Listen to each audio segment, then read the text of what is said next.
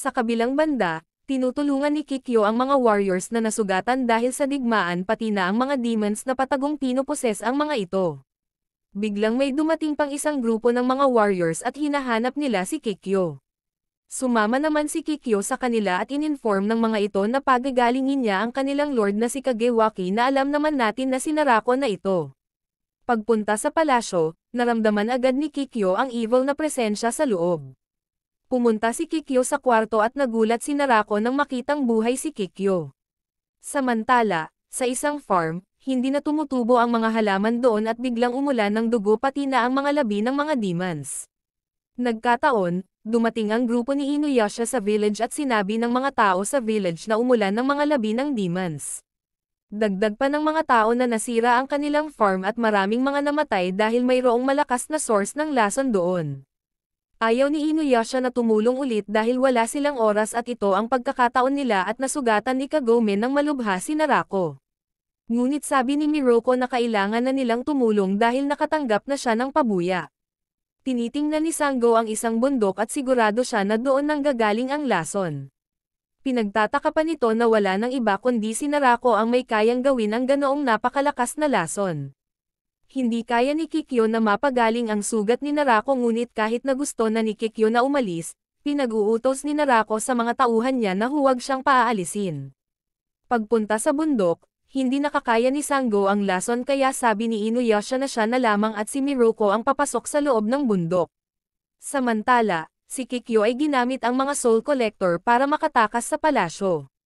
Pagkapasok ng dalawa sa kuweba, lumalakas ang lason at medyo nakakayanan pa ni Miroku. Nagpatuloy ang dalawa at nakita ang mga labi ng mga demons.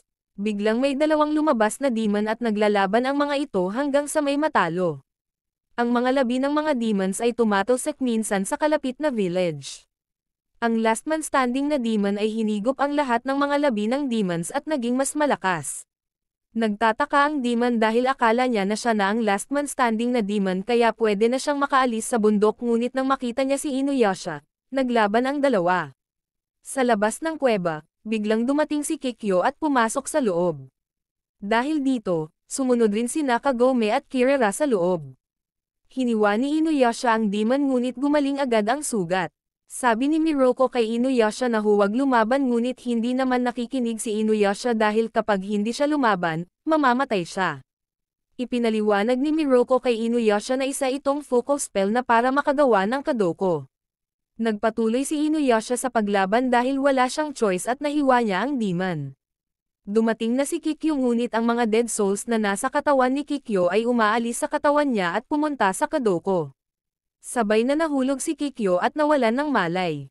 Si Narako ang gumawa ng katulad ng focal spell at kung sino man ang matira na demon ay magiging bago niyang katawan. Tutulungan sana ni Inuyasha si Kikyo ngunit pinatalsik siya ng kadoko. Sa pagtakbo, nahulog ang jewel ni Kagome at may nararamdaman siyang jewel sa malapit bukod sa jewel niya. Pagkapunta ni Kagome kina Inuyasha, balak sana ni Kirara na bumaba ngunit pinigilan ni Miroku at sinabi na kailangan nilang pigilan si Inuyasha at kung hindi maaaring maging isa si Inuyasha sa kadoko. Balak ng kadoko na kainin si Kikyo ngunit hiniwa ni Inuyasha ang kamay nito.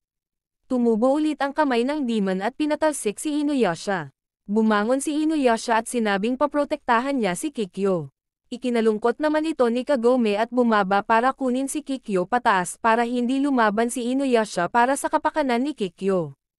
Pagkababa kay Kikyo, tumayo si Kikyo at pinigilan nito si Inuyasha na mapatay ang kadoko. Nasira rin ni Kikyo ang spell at ang lason ay nawawala at umaakyat pataas. Nadamay ang tatlo sa malakas na hangin at papunta ang kadoko kay Narako. Naging matagumpay ang plano ni Narako na makuha ang bago niyang katawan at nagpasalamat si Narako kay Kikyo. Sabi ni Kagome na mali ang pagkakaintindi ni Narako kung bakit niya sinira ang spell at ito ay para mailigtas ni Kikyo si Inuyasha.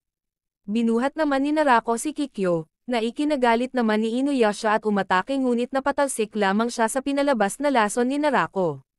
Nakatakas si Narako kasama si Kikyo at nagtataka kung bakit imbis na pinatay ang kadoko para mailigtas si Inuyasha, hinayaan ni Kikyo na magkaroon siya ng bagong katawan at sinira na lamang ang spell. Sa palasyo ni Narako, hindi makapasok ang Soul Collectors sa kwarto ni Kikyo dahil nilagyan ni Narako ng barrier. Nag-usap ang dalawa at nalaman na ni Kikyo na si Narako ay si Onigumo. Napag-usapan din nila ang tungkol sa Jewel at nagpapasok si Narako ng isang Soul Collector upang gawing masama ang Soul at makontrol niya si Kikyo upang patayin si Kagome. Samantala, habang pinag-uusapan ng grupo ni Inuyasha sa pagsagip kay Kikyo, nakita nila ang mga Soul Collectors ni Kikyo at sinundan ang mga ito. Habang nasunod, tinanong ni Sango kung bakit na hindi nasakay si Kagome sa likod ni Inuyasha. Nahihiya naman na sabihin ni Kagome na ang nasa isip lamang ngayon ni Inuyasha ay laging si Kikyo at hindi niya rin alam kung bakit siya sumasakay sa likod nito kahit hindi naman niya boyfriend si Inuyasha. Napansin nila bigla ang mga Soul Collectors na dama-dami at hiniwan ni Sango ang isang ngunit biglang naging bubuyog ni Narako kaya napagtanto nila na isa itong trap. Napunta ang apat sa masasamang panaginip dahil gumamit si Narako ng illusionary death at dahil mayroon silang masasamang sinapit sa kanilang buhay. Tinali sila ng mga vines at magpapatuloy sa panaginip hanggang sa makain sila ng kadiliman. Samantala, si Kagome ay hindi naapektuhan sa spell ni Narako at siya lamang ang makakapunta sa kinaroroonan nila. Tamang-tama sa plano ni Narako at gagamitin niya si Kikyo para patayin niya si Kagome. Hindi sumunod si Kikyo at sinira ang puppet ni Narako. Nakarating na si Kagome at nang makita si Kikyo, natuwa itong makitang ligtas si Kikyo ngunit bigla siyang pinanan ni Kikyo at nadaplisan ng palaso. Biglang nasira ang lupa at mahuhulog si Kagome buti na lamang nakahawak ito sa ugat. Pinaalam ni Kikyo kay Kagome ang plano ni Narako na gamitin siya para mapatay si Kagome.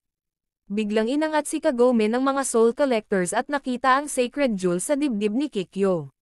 Nilinis ni Kikyo ang kasamaan ng Jewel sa dibdib niya at kinuha rin ang piraso ng Jewel na kay Kagome. Pagkatapos, binaba ni Kikyo si Kagome sa ilalim ng lupa. Habang nasa panaginip, naisip ni Inuyasha si Kagome at dito niya napagtanto na isa lamang pala itong ilusyon. Pagkaalis sa panaginip, hinanap niya agad si Miroko upang tulungan at gisingin sa ilusyon. Inutos ni Inuyasha kay Miroko na hanapin sina Shippo at Sango dahil alam niya na biktima rin ang mga ito at siya na ang bahala sa paghanap kay Kagome. Kaagad namang nahanap ni Inuyasha si Kagome at ginising sa ilusyon. Pagkataas sa lupa, nakita ni Inuyasha ang jewel ni Kagome na kay Kikyo. Tanong ni Inuyasha kay Kikyo kung anong ginawa niya kay Kagome. Tanong ni Kikyo kung sinabi niya na binalak niyang patayin si Kagome, anong gagawin ni Inuyasha? Papatayin niya ba si Kikyo? Alam ni Kikyo na hindi kayang patayin ni Inuyasha siya at umalis na lamang. Nakarating na sina Miroko kasama si Sango at Shippo ngunit sa isip ni Kagome ay nung matrap siya sa illusionary death, nakita niya sina Inuyasha at Kikyo na nagkiss. Pinuntahan ni Kikyo si Narako at sinabi na walang kwenta ang sorcery ni Narako sa kanya pati na ang barrier sa palasyo nito na makakapagpaiwas sa pagpasok ni Inuyasha sa palasyo.